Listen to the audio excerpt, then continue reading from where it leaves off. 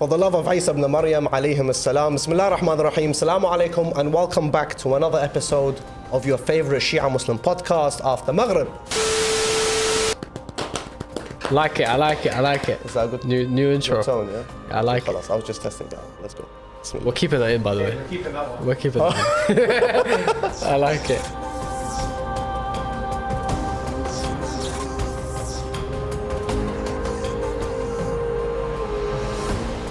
I like the intro. Say Assalamu alaikum everyone, welcome back to After Maghrib. It's been a crazy couple of weeks, so it's really good to be back here. We're approaching now the end of the year, and I think for many of you, you are probably like us, kind of preparing for the end of the year and also surrounded by a lot of festivities. I know I am. Sayed Ali's looking nice, looking like some holly leaves out here with the green. So we're looking forward to today's discussion, brothers and sisters, and we're trying to be festive on After Maghrib, and there's a lot of festivities to talk about as well. So, Assalamu alaikum, Sayed. Alaikum as-salam wa rahmatullah. How you doing, bro? Why did you hijack my intro? What's going on? It took about 8 takes, so it had to be done. Fair enough. How's it going? Wallah, alhamdulillah. How are you? Alhamdulillah, man. I'm good. We are, of course, we finished Fatimiyya last week. So, a lot of, obviously, super emotional time, some beautiful majalis. So now we're kind of moving forward, and obviously being in the West as Muslims, you come across times where you've got Islamic occasions to commemorate or celebrate, and obviously like Western occasions to commemorate, celebrate as well. And now we are approaching Christmas. Christmas is like everything to the society we live in. So we had to bring on a specialist in this topic. An expert. Sayed Mohsin Claus. Assalamu alaikum. How you doing, bro? You can't have that in there, bro. No, it's staying. Put it in. I'm here. How you doing, man? I'm very well. Alhamdulillah. You've crossed onto the other side. Welcome to Ahlul Bayt TV. How you doing, man? Good to have you on. Assalamu alaikum wa rahmatullahi wa barakatuh. Thank you very much for having me on the podcast. I hope you like my attire. I heard it was a Christmas special, so I had to come down and represent. Yeah, obviously, guys, this is a crazy time for us. I think when you actually sit down and reflect about the kind of the period we're in, we put like a poll out on Instagram. We asked people what they thought of Christmas. We asked people what they felt about living in the West at times like this. And that's something we want to get into today, if I can find it. So we put out a question on Instagram, and if you're not already part of the broadcast channel on Instagram, then check that out. We say, do you celebrate Christmas? Okay, we had about 100 plus responses in the last couple of hours. 81% of people said, nope, I don't believe in it. Perfect. And 11% said, to be honest, I don't mind whatever people want to do. And 4% of people say, I don't mind unless it's in Muharram or Fatimiyya. 4% of people. So we kind of want to get into this because, we're talking about a big period, and it's weird to a degree because we've just come out of a mourning season, and obviously for the society we live in, it's a period of celebration. How is it for you guys? Is it a period of celebration for you? How do you treat Christmas? Obviously, because we've been here now for a couple of decades. So before I say anything, I first want to hear Sayed Claus answer this question. Could you repeat the question, please? how obviously being Muslim. Yeah, here in the West. Yeah, being a Shia Muslim. Alhamdulillah Rabbil Alameen. What is your view on Christmas? Celebrating Christmas. Christmas is a joke. Okay. I'll be honest with you. It's a fallacy. It's lies. It's like, it's a pagan festival, right? The time period. Okay, so should we start from the beginning? Let's start from the beginning, yeah. Okay, so let me take this off, right? Let's get serious now. Let's throw that away, right? Because it's a joke. Okay, so first of all, right, Christmas is meant to be about the birth of Hazrat Isa alayhi salam, correct? Yes. Yeah, nowhere is it stated that Jesus was born on the 25th of December. Right. Right, and if you look at Orthodox Christians, so they're mainly in Eastern Europe, they don't celebrate Christmas in the December period. They celebrate it like later on in like, I think it's March, April, something like that. Is that like Russia? Why they? Yeah. It's totally different. And there was never, ever any miraculous birth on the 25th of December. The 25th of December was actually a pagan festival here in the West, especially in England. And the tree was to represent like all green and like, may your winters be prosperous and full of and fruitful and so forth. And what it was is that when Christianity came to this country, or when the king decided, or the royal family, the monarch decided Christianity is meant to be the main religion here in the UK, they couldn't get rid of this day the 25th of December was instilled in the culture year by year. Everyone was celebrating and so forth. So they were like, okay, do you know what? We'll just make this into a Christian holiday.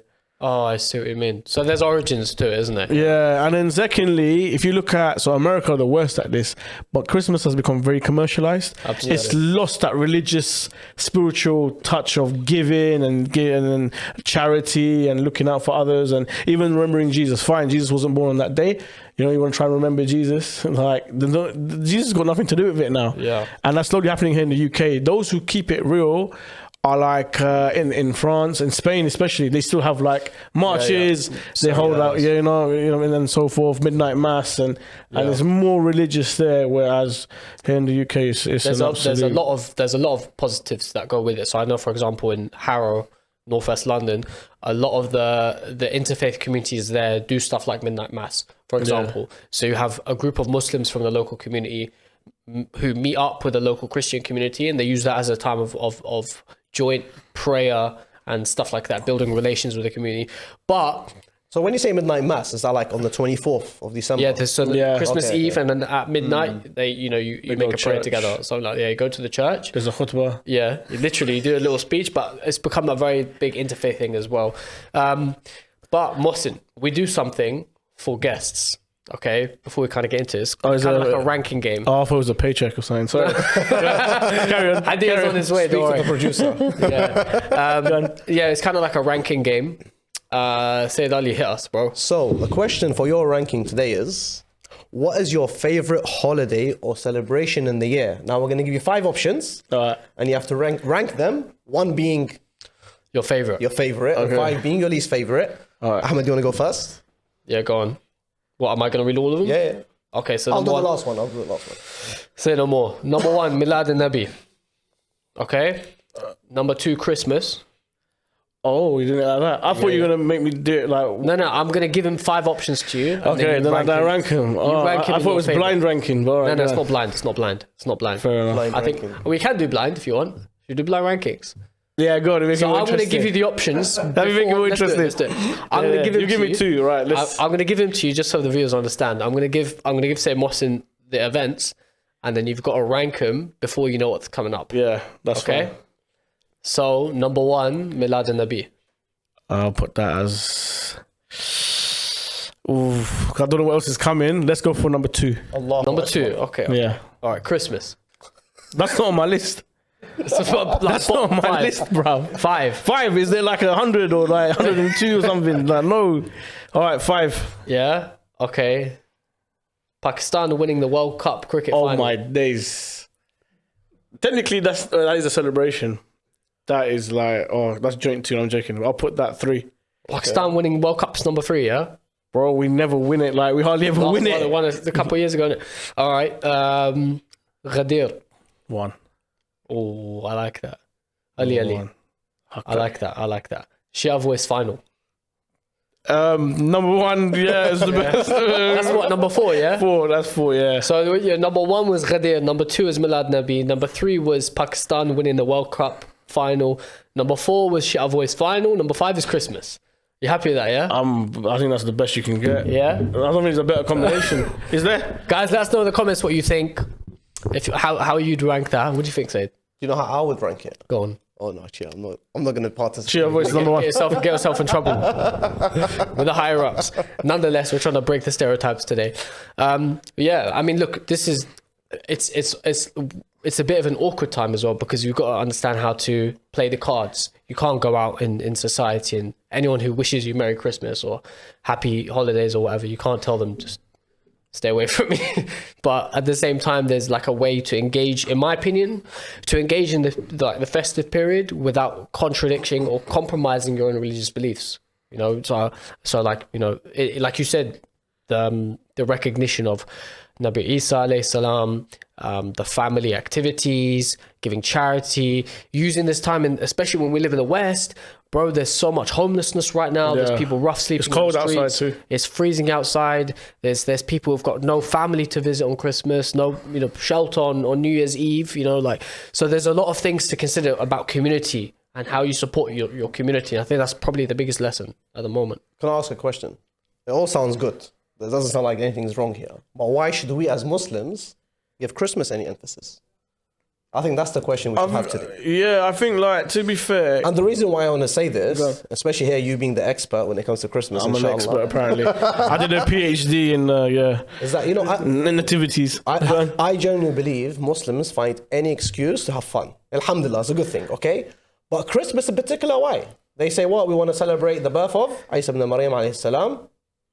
What about Nabi Allah Musa? Yeah. What about, Yusuf? What about all the other prophets? So are they genuinely using a genuine excuse when they want to say, we want to celebrate the birth of Jesus, son of Mary? So are you telling me you don't have a fun time at Christmas? I don't have a fun time. What's fun? What's fun to you at Christmas? I'll tell you what's fun. The fact that this year I have 4 days off work this weekend, and next weekend I have 3 days off work. So for me, I enjoy the fact that I'm going to be around my family. We live here in the West. Yeah. That's our holiday season, regardless whether you celebrate Christmas or you don't. I agree. You're going to be in the holiday season. I think for me, it's like, for example, the winding down. It obviously depends what sort of like field you're in and the environment, your school or your friends or whatever. But the fact that everyone is happier at this time of year, it makes me happier. I'll be honest. So I spend more time with my family. There's a very merry and festive feeling throughout the whole season. Yeah. You look at any shop you go to, there's 100% is going to be a Christmas tree. There's lights, there's decorations, there's stuff that we've grown up with. You know what I mean? Like elf ears and the nutcracker, like little soldier, the puppet thing, and then you know what I mean. There's in the Christmas play. It's called the Nutcracker. The Nutcracker, yeah. Oh my God. Isn't it Tchaikovsky? I'm from a different planet. You guys need to read books. I know. But basically, I think it's Tchaikovsky, famous composer. He had a piece called the Nutcracker, which is done at Christmas time, and then you have like this soldier. It's made out of wood, and you put the walnut in the mouth, and you push the head. Now I know why it's called a Nutcracker. Okay. I never knew why. Honestly, all I know is I used to play with it when I go to the shops. So yeah, like I said, we grow up with this period. You know what I mean? And I guess I'll be personally honest. It's nice. Sometimes I'll go down to see the lights at Oxford Street and so forth. Winter Wonderland comes. You know what I mean? It's a great day out. Doesn't mean that I'm purposely participating in the celebrations. So you embrace the festivity that comes from it. Yeah. Why not? For example, if there was a Masira going on, right, and we have our own Masira, and then we go down Marble Arch and so forth. But if you're outside your shop, there's a different Masira going on. Let's say it's with the Hindus or it's with the Sikhs or the Jews or this or whatever it is, right? You'd stand outside your shop and you'd watch. You might ask questions, what's going on? And like, oh, okay. And you'd enjoy as much as you want, and then you go back to your job, what you're doing. Yeah. And even more so if they're, for example, marching in favor of something humanitarian. For example, if you have like the Sikh community who are amazing, bro, when it comes to charity work. The charity work. They call it, and you have, imagine you've got a Sikh community and they're marching for the rights of homeless people in London. And although you're not like Sikh, you participate in the message and the morals. In the same, I know it's kind of a bit different, but with Christmas as well, like there's a lot of there's a lot outside of the trees and like the nutcrackers and all of that stuff. But even then, like you said, me on a personal level, I don't think it's wrong to wish someone for them if they celebrate, and it's their practice and their beliefs to wish them a happy occasion for them as a Christian. Yeah, as a Christian, yeah. Like, and obviously, it's you can't in this society. You can't do that to a Muslim, by the way. Am I wrong? Or am I right? I don't think you can. I don't know the fiqh. We have ahkam. We have an ahkam. I don't know. Like, I'd do it for a laugh, innit, for bands. See, today I was at work and I was writing up an email, and I ended it with, wishing you a Merry Christmas Happy New Year. and a Happy New Year in advance. And that's it. It's nothing normal. Like, I didn't take it seriously. Well, if you don't want to take a risk, you say Happy Holidays. Wishing you a happy festive period. Happy festive period. Happy holidays. And a prosperous new year. That's why I wrote to a client today. A happy festive period and a prosperous new year. Or happy good new year, great new year, whatever it is. Okay. You could do that. So there's ways where you can. We had a dilemma sent in, and guys, you feel free to do this. There will be times where you can send in questions and it'll be relevant. We had a dilemma sent in, which I will just find, but basically along the lines of, someone sent in a question. They said, Assalamu alaikum after Maghrib team. I work in a Muslim-run company and my boss has put up a Christmas tree. I'm not sure how I feel or if I should say anything. What do you think? Sell out.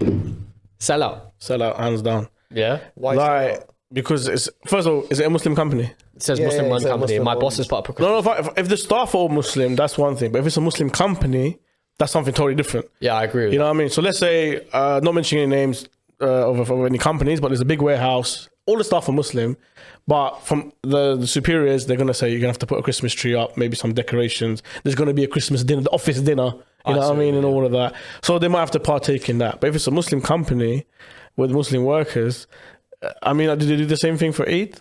Are they going to put even if they do, decorations and a day off? You and shouldn't do that? If you're a company that works for the Muslim community, let's say you run a company, you call it Muslim Foods Limited or something like that, yeah? Halal or us. Say again? Halal are us. Yeah. But the person who sent in the dilemma, he's not part of that decision making. He's saying, how did he end the dilemma? I'm not sure how I feel about it. Should I tell him? Okay. I think he has every right for his opinion. I think he should share his thoughts. Yeah, You can Muslim, and the bosses are Muslim. comment box. Yeah, comment box. Yeah. Yeah, anonymous. Get rid of your Christmas tree. What do you guys think? Is it out of your place? Because part of me thinks no. Well, I mean, this is a professional environment. If the guy's your boss, is it okay to go to him and tell him, bro, my religious beliefs don't agree with your professional practices? Do you know what I mean? Like, that's none of your business to a degree. I kind of feel like so tough luck in it, unless it's for example a company that works for the Muslims within the Muslim community, run by Muslims, staff are Muslims. Yeah, of course. Then that's contradictory. The messaging is contradictory. But if your boss is a Muslim and he puts up a Christmas tree, it is what it is. You know, I think if it were me, I'll just ignore it. Like, I'm not gonna go pay allegiance to the tree or something. You understand? Yeah. So That's fair. Right? You know what I mean? Like, if you want to celebrate, go do what you want. Like, but don't force it on me. Yeah. Type thing. But I've never put a Christmas tree up in my house. Like, and I think Muslims are, I wouldn't say the word notorious, but I think they're well known that they don't celebrate Christmas in here in the UK. No, I know a lot of people. Really? It's out of a control. lot of people, and it becomes Seriously? a big thing every year. Out of control. I'm sure this year you'll see on Facebook, on Twitter, a big thing. I remember, Sheikh Hilly, who's obviously a good friend of the podcast, put up something a year or two ago. May Allah bless him. But he basically was saying that there's a lot of Muslims who are doing it, like low key. Don't do it. You know, there's no need for it. And he got a lot of hate. You know, a lot of backlash. The most that's happened in my family, everyone get together and eat. Yeah, no way. Get together, enjoy the time you spend with your friends, family. But do you think this is an example of Muslims having to compromise living in the West? No. That's not. It's not forced on you. You know, celebrating or embracing Christmas is not forced on you. So you're choosing to be part of those celebrations, right? Okay. But I would say for those Muslims who are on the rise, celebrating Christmas and bringing Christmas trees at home and stuff, I generally don't care. But I have a question for you. Before you go on that, can I put a spanner in the works? Go on. So there's always been that conversation of, does Islam allow culture into it, or is Islam its own thing? So you have the topic. Do I dare say it? No rules. Yeah. You know what I mean? It's traditionally Iranian festival of welcoming spring. Are Muslims allowed to celebrate that or not? Because it's part of Iranian culture. Yep. And then further down, I'm from a Pakistani background, we have a famous day called Basant where we kite fly. You know, it's a day off. Everyone goes and flies kites and stuff like that. Are we not allowed to celebrate that or take part in that? Moving that on, what if we have reverts who are from the English background, English community? I'm talking your Smiths, your, you know what I mean, Hodgsons, your Williams, your Roberts, Edwards, your Henrys, and Jacobs. Yeah, and then you've got them. You got them who've come to the religion, but they're English. It's their heritage to celebrate Christmas for whatever reason, whether it's festive or whether it's to do with Jesus or whether it's to do with just commercialism. That's part of their heritage. That's part of their culture. It's an English thing to do.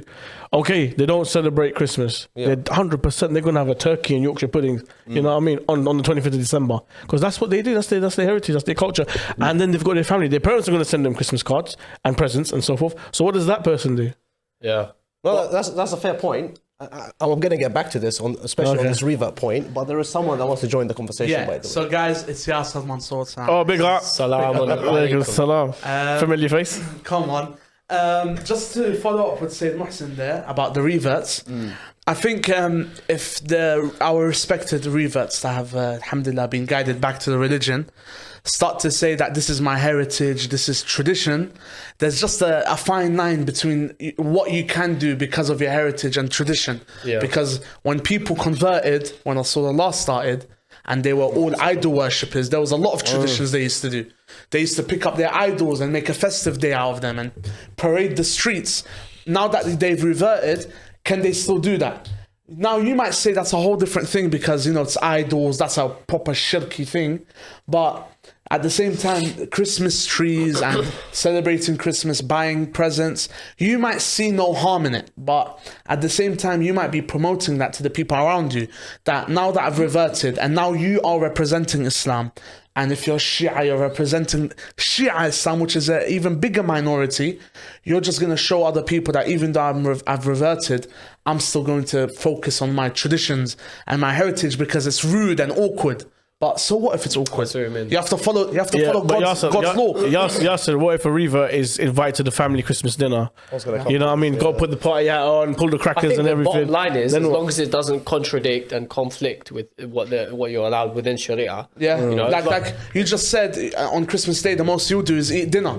There's no difference if he goes to eat dinner. But then, if it goes further to him having he gets presents and he has to give presents to his brothers and sisters. But at the same time, listen, these are fine details. These are very fine details that can be amended and avoided very easily. I don't think that's hard for anyone to avoid. I think it's fair to say, also, that was a really good point. But I think it's fair to say that, look, why are you celebrating Christmas? Yeah. If you're celebrating for the birth of Hazrat Isa alayhi salam, right?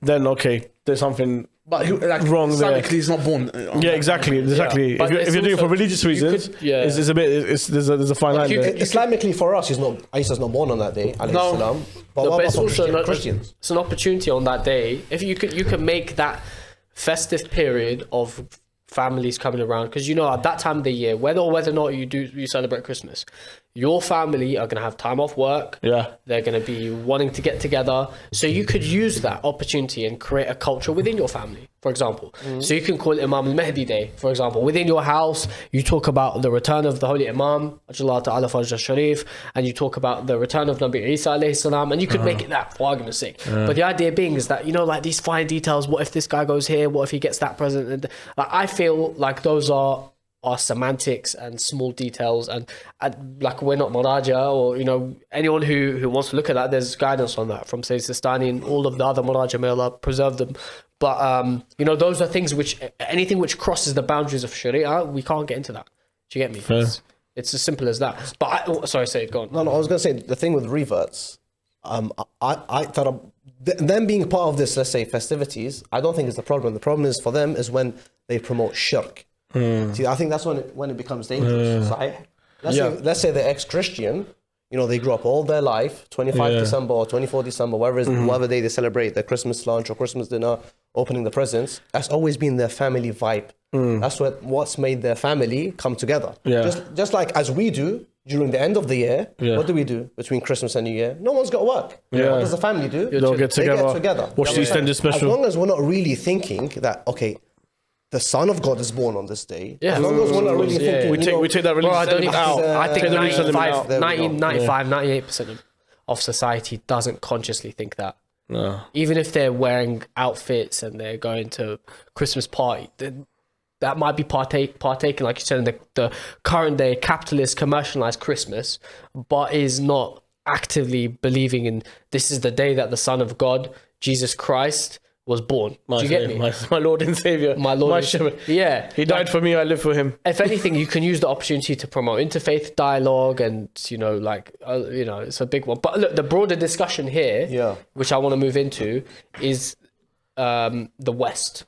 Okay? Like, look, we've talked about this a lot on different podcasts, kind of like in bits and pieces. This is what I want to throw at you, okay? Because I know we didn't really give you a heads up on this. But if you look at our family heritage, 3, 4, 5, what generation are you in terms of as an immigrant? My first generation. So my parents were from your Pakistan. Parents. So you're second generation. Yeah, second generation. All right, fine. So for me, on my dad's side, I'm second, and on my mum's side, I'm fourth. Oh wow. That means my kids are fifth generation immigrants, which blows my mind. But if you think of it, wherever you come from in the world, Pakistan, Iraq, wherever you come from, our parents moved to the UK either for opportunity, or to escape ideological warfare, or to escape like literal dictatorship, persecution, like 91 uprising in Iraq or whatever it might be, Afghanistan. But the idea being is that we've come to the West to seek opportunity, and there are freedoms that come with it: freedom of belief and expression, freedom to earn, freedom to practice.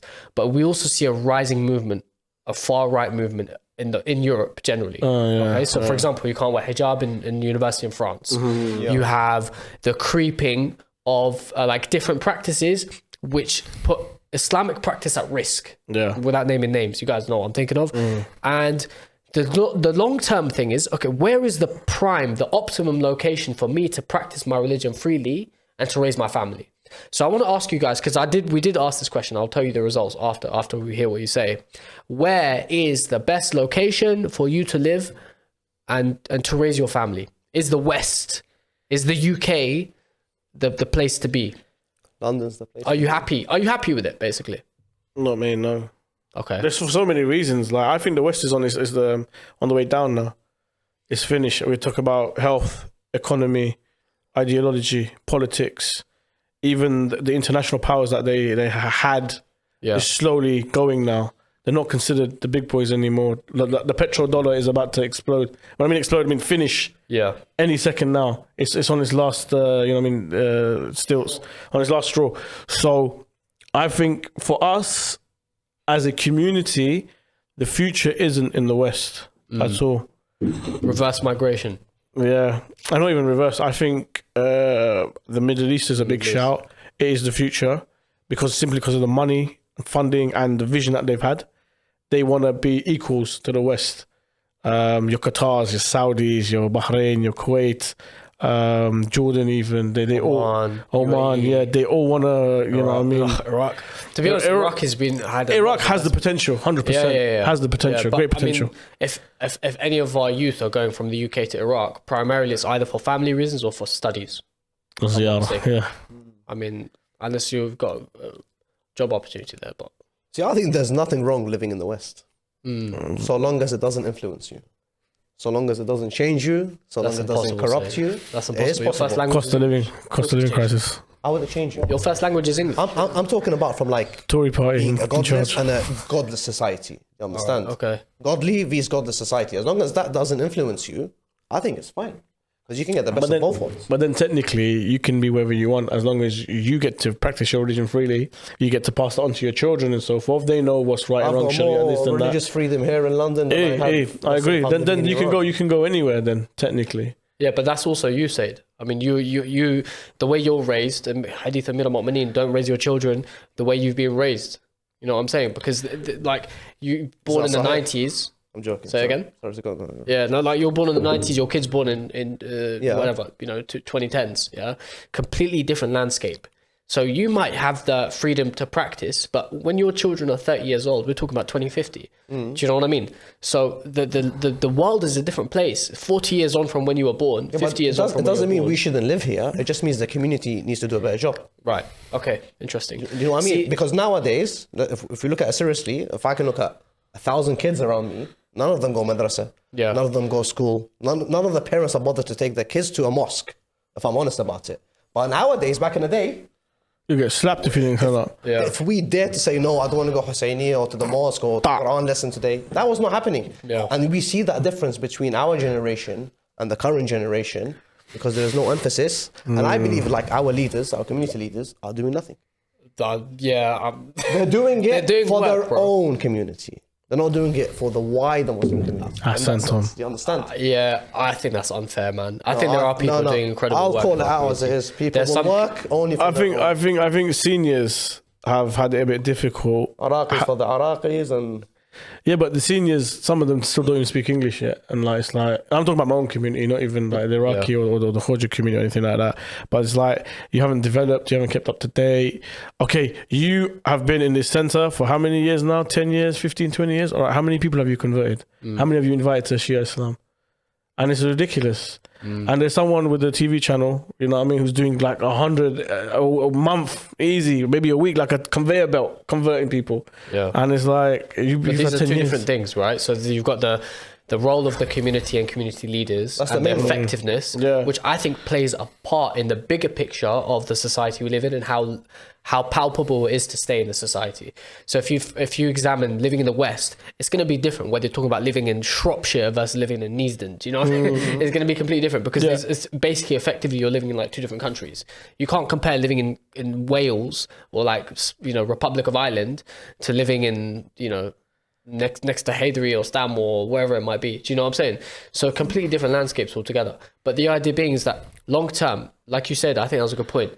Like there's the societal influences, like the crashing economy and the like the governance that we live in. So effect on healthcare, education, ideology and the ideological impact it has on our children. So for example, the rise of the LGBTQ movement, which of course plays like a huge... What was it they were teaching at school? Something? Something? RSC or something. RSC? Yeah, that's what they were teaching at school. Yeah. I mean, we have to stay on top of these things. Like, as like people who are Okay, now you involved mentioned and this. You mentioned the alphabet mafia, as I call them, yeah? Where's our community members?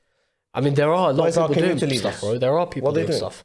Bro, we have No, but you have to be careful. I am part of the wider Shia community. Yeah, but the thing is, it's not as easy as that because, like you said, the alphabet mafia have had such an impact that children have been put into social care.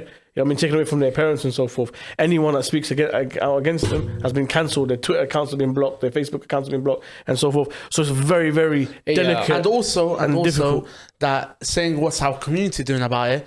I know a lot of communities that have tried to talk about it, and then the community members saying, "What's this nonsense you're talking about? This shouldn't be said on the minbar. This shouldn't be." So said it's in a considered a mosque." taboo topic Like, as well. It's coming from both because sides. it's so sensitive. You can't Honestly, talk about because it. some community leaders, because- but then if we're gonna blame the community leaders for not doing anything about it, Communities at hand as well. there's some community leaders that are, but their community isn't letting them do it. Listen. Because they're saying, "What's this nonsense? You can't talk about this in a mosque." Yeah, so let me tell you. And it's happened in my community. If they're not talking about it, it's because they don't want to get cancelled.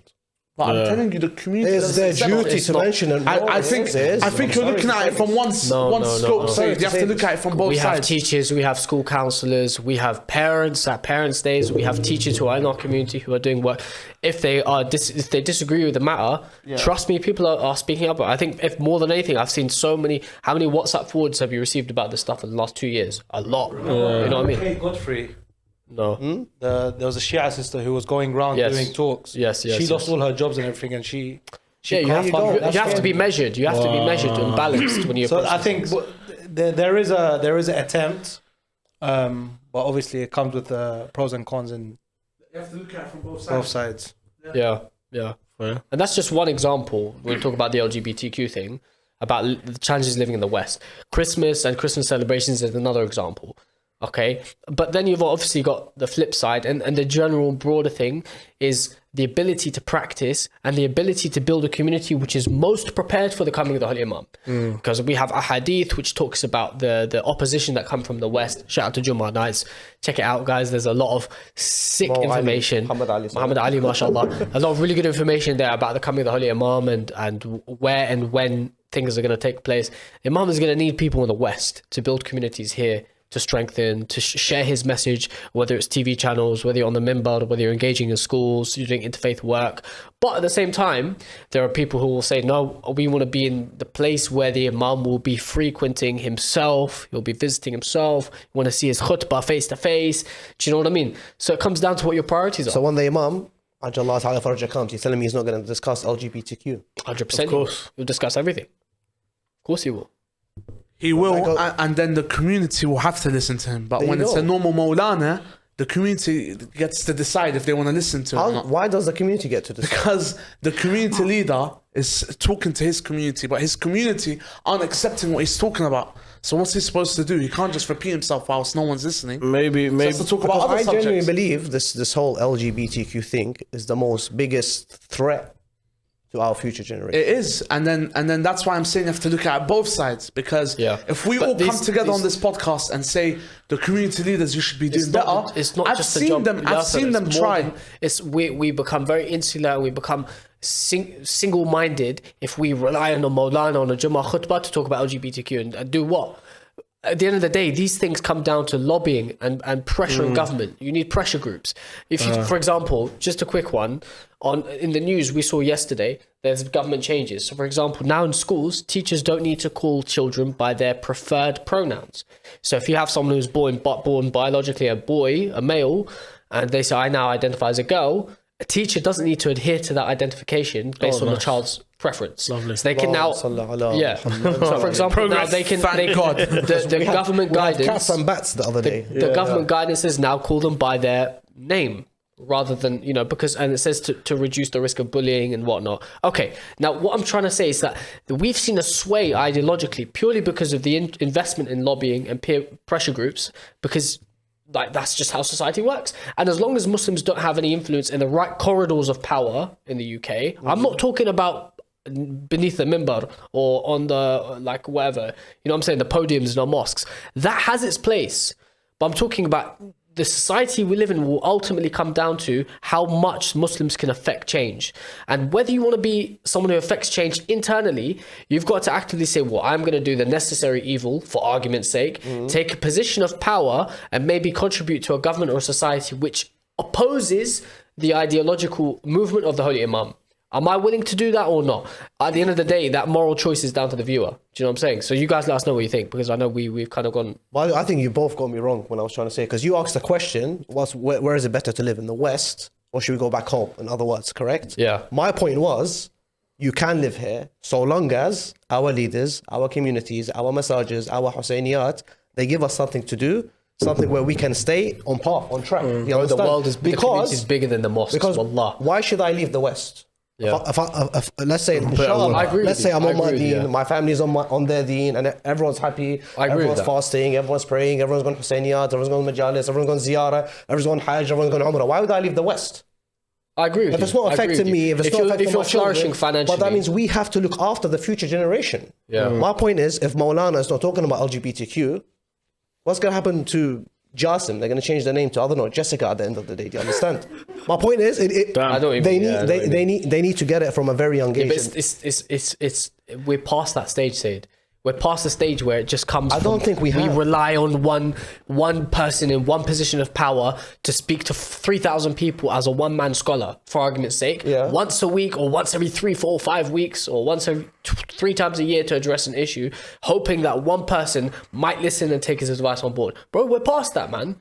We're way past that. We're talking about curriculums now. We're talking about generally society, like our community's got to be a thing where youth have such a strong bond of brotherhood built on the foundations of religion that then encourages people to be amongst the right crowd. And you find that in the community. I personally find that in the community. I feel like, at least in the community I was raised in, I found that. I don't know about you guys, because we're from 3 different... You're from Husseini Mission, Sah? Yeah. Hounslow, flipping Rasul A'adham and Stanmore. Yeah, shout out to all 3. Shout out to all 3. But all 3 of our communities are run very, very, very differently. We're all in the same part of London. Do you know what I'm saying? So, this is, you're never going to get, it's never going to be a black and white yes or no answer, ultimately. I think, but we have to have that mindset. Like, where are we going to reach our optimum potential? I think our potential's in the West. I think potential can be anywhere as long as you are striving forward and you're developing and progressing. Doesn't matter whether you're still in Qom or Najaf or you're in Pakistan or you're in Dallas, Texas or whatever. Yeah. As long as you are progressing, you start off with a small room, have majalis, then you get a bigger venue, madrasa, inshallah bigger schools, hawza, bigger than that, your own charity hostels or solicitors to give free advice to the community and this and then you grow hospitals, and then the next thing you've got your own village, and then the village becomes a city eventually and stuff, and as long as you're progressing, inshallah. See, because we've kind of developed our own culture as Western Shia Muslims, and that's all I think After Maghrib is about, British kind of as a community. Yeah, like as when Hasib was on the pod, when we did end of season 2, Hasib Rizvi, shout out, was on the podcast. He talked about the development of our culture, and in a really simple way, he talked about fried chicken. Yeah, chicken and Bosman chips. chicken. Yeah. Like, he's like, I remember this example. He's like, that's something we know, yani. It's like from the ends, the flavour, Yeah, it's a very deals, UK thing. the very UK Very London as immigrant well. culture. Do you get me? Like, there's something we're used to, and he goes, that's something that's unique to us, and we've developed that. It's a fusion of Eastern and Western and whatnot. And obviously on a greater level, we're now British Western Muslims who probably speak at least 2 languages, and we have friends from different communities and whatnot. And we can embrace that, because then you have the foundation of organizations like our TV channels, like Who's Hussein, like so many of these organizations which are doing tabligh work and at the same time serving humanity. Do you get me? And we won't get that living in the East, and we won't get that if we compromise our morals. We won't get that if we compromise our morals and we succumb to basically embracing entirely our Western culture, and we put aside our Islamic values, and then we just embrace it, and then you get lost forever. Do you get me? So you, like you're saying, both of you are saying, like, you got to have a good balance, and you got to work hard. You can't just. I like the point you made there with the reach that we have here in the West. Oh yeah, there's no way back home we can reach, Eastern Europeans, Italians, Spanish, French, and introduce them to these wonderful lessons. Bro, and I have a friend. There's no way it's gonna happen. Yeah? The guy, mashallah, may Allah bless him, good friend of mine. He thrived in the advertising industry in New York. Okay. So he was like half the billboards in Times Square was run through him. Do you get me? What did he do? It's like, I have a skill and I have a passion to spread Imam Hussein's name. So first he started Times Square adverts of Imam Hussein, every Muharram. Cool. He's like, you know what? I want to do something bigger. He went out of his comfort zone. He moved to Colombia. Wow. He's now been there for 4 years. Okay. He lives in Colombia. He found a wife there. He married her after she reverted. And he's now got a community which he's built himself from scratch of 30, 40 people every week coming to Akamel. He said, my mission, my sole mission to serve the Imams, to bring Imam Hussein's name to a part of the world where it's never reached. And that's something we won't get really elsewhere. Yeah. But it's an advantage that we have from being given a Western education and all of that. Flag bearers. So we asked this question on the channel. Do you guys think do you think the West is compatible for Muslims to live and practice freely in? We had, give or take, about a couple hundred responses. About 56% of people said, there are issues, but it's the only option for me living in the West. Okay. Same. 36% of people said, not really, I'd consider moving abroad long term. And 16% of people said, yeah, I'm happy here. We have freedoms and choices. So that gives you an idea, guys, where we are at as a community. So let us know in the comments what you guys think and how you feel. I feel that we have all the freedoms to practice your religion here and promote and propagate. Yeah. So why leave? Oh, of other reasons. Yeah, but it's political, innit? Like, you've got the rise of far right here. Yeah. Generally, it's becoming more polarized. See, I would say you leave the West if it's influencing how you are with Allah subhanahu wa ta'ala. Ahsant. I was influencing I was gonna go family in that sense. I don't care about economy. I don't care about none of these things. My point is, if what we can achieve here is greater than what I can achieve back home. I'll be very honest. Yeah, but you're talking about, like, if you don't mind me saying, what you can see now. Yeah. But you have to be able to forecast as well. Like, you talked And about that's the point of why LGBT I mentioned. movement. Yeah, that's why I mentioned the community members. Yeah. If we want to make sure we look after the future generations, Yeah, but it starts like, there. you're always going to be at the mercy of society, because the community is part of a wider society. Yeah. So, for example, the left is becoming more left, hence the LGBTQ movement, climate change, Just Stop Oil. You have all of these movements which are leading further and further left. And So liberal. would you put Just Stop Oil as a reason of why I should leave the West? No, Is but that I'm what- talking about as a movement. So why would you mention the left are moving further left and the right are moving further right. I'm losing. I'm not understanding what's happening here. In terms of political spectrum, Okay, yeah, okay. you have the right wing are becoming more far right. So you've got more anti-Semitic, Islamophobic attacks, for example. Yeah, you have more vandalism on mosques and churches. Okay, Do you get me? I understand You now. have more attacks Because we on started with people. Christmas, and I thought the conversations about the influence the Western society has as Muslims. But when you Okay. forecast society, you can see that the things are changing long term. Yeah, but I don't want to go into a completely different thing. Fair innit? enough. Yeah. What do you think, Sayed? I think they ruined the rainbow. Honest to God, I genuinely mean it. Like when my daughter comes to me, she wants to like draw a rainbow or something. I just can't. Yeah, that lot to think about. But just to wrap up, yeah, and kind of towards the conversation. There are pros of staying in the West. There are pros of staying, there are pros of going. TV, Ahmed Gokul after Maghrib. Oof, say Mohsin Say Shah. Mohsin Shah. I'm going. I was going to say I'm leaving for the better weather. Where would you go I mean, on a level if you had to think of if I had to go anywhere? Yeah, man, Jamaica if I had to. Oh, no, I really like Cyprus. I really enjoyed Cyprus. Really, yeah. And there's a really nice, Lebanon as well. Very nice mix Interesting. of East and West. Lebanon's an interesting one because you've got a community here which is 33%. It's 1/3 Sunni, Shia, and Christian. Yeah. I'm sure Christians there can practice freely. Yeah. And, you know. And Christmas, I think, is big. Christmas in Baghdad, I heard, is massive. There's a huge Because there's a big Christian big Christian community. community. Yeah. Why, you know what I like about the Christians in Iraq? A couple of years ago, Arba'in, by the way, fell on Christmas. Ah, Yes, I yes, remember. it And is. the Christians of Iraq cancelled Christmas. Really? In respect Yes, of Abu yes. Abdullah Hussein alayhi salam. Wow. I truly love that. Yeah. MashaAllah. I truly love that. That's a country I would move to and leave the West for. Allahumma salli Iraq. ala Muhammad wa ali. There's a lot of solidarity. The one of the nicest things about Who Christmas. cancels Christmas? Only Abu Abdullah. Ahsant.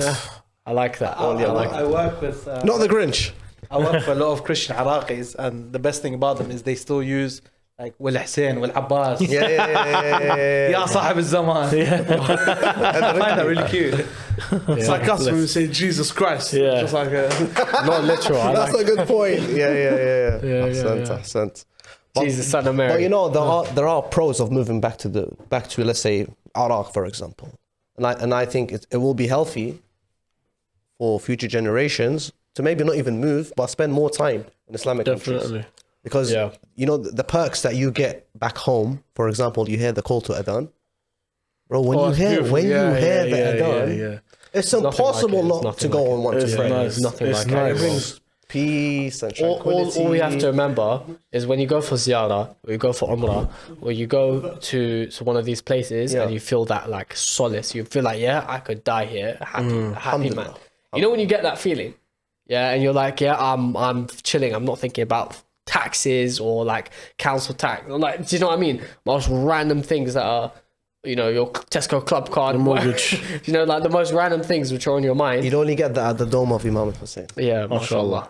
Salaam alaikum. Salamullahi alayhi. But there is one more pro Yeah, of being in the I know what you're back gonna home, and there's one con being in the West. say. Okay. See, given the rise of this alphabet mafia stuff here, let's say you are in Iraq. Let's say you have a kid, I don't know, you're 8, you're 9, you're 10, you become 16, become a teenager, you have certain thoughts, right? But then your environment and your surroundings will sort of help guide you, steer you to where you need to be, Islamically. Sahih? In the West, the con here is when it comes to this, is that they're actually going to take you towards that path. Yeah, They're going to say, no, that's what don't I'm just saying. feel that way. Embrace that way. Yeah, you're at the mercy of wider Try it society, out. Live it out. Yeah, you have pop culture, the Netflix, That is the scary bit. music, social media. You can't open social media apps now without stumbling across something which you know is haram. Do you get me? You're on Snapchat, for example, and there's adverts. You're on YouTube, there's adverts. You're watching TV, you're on Netflix. You know, someone was telling me the other day, if you keep watching Netflix, you're going to end up joining that community. Anyway, I'm not going to mention There's the an names. agenda to Because push it. the way, Yeah. like the Yeah. media, There's the an way agenda, it's working yeah. is just pushing that agenda everywhere. Yeah. Even I know Yasser wants to say superheroes, something. comic book characters. Please say it. they made them- No. Very innocent Yasser, stuff, things go which for on it. the surface seem innocent, Yeah. kids shows, you know, kids It's shows. the desensitization. Yeah, absolutely. That's It's the the word. desensitization Yeah, of that's the things which we consider immoral, but which Yeah. Western society might consider completely fine. And it's easier to lose yourself here, by the way. Yeah. You can become godless, fearless, and forget Iman and Allah and just embrace shaitan. Back home, it's a bit impossible. Why?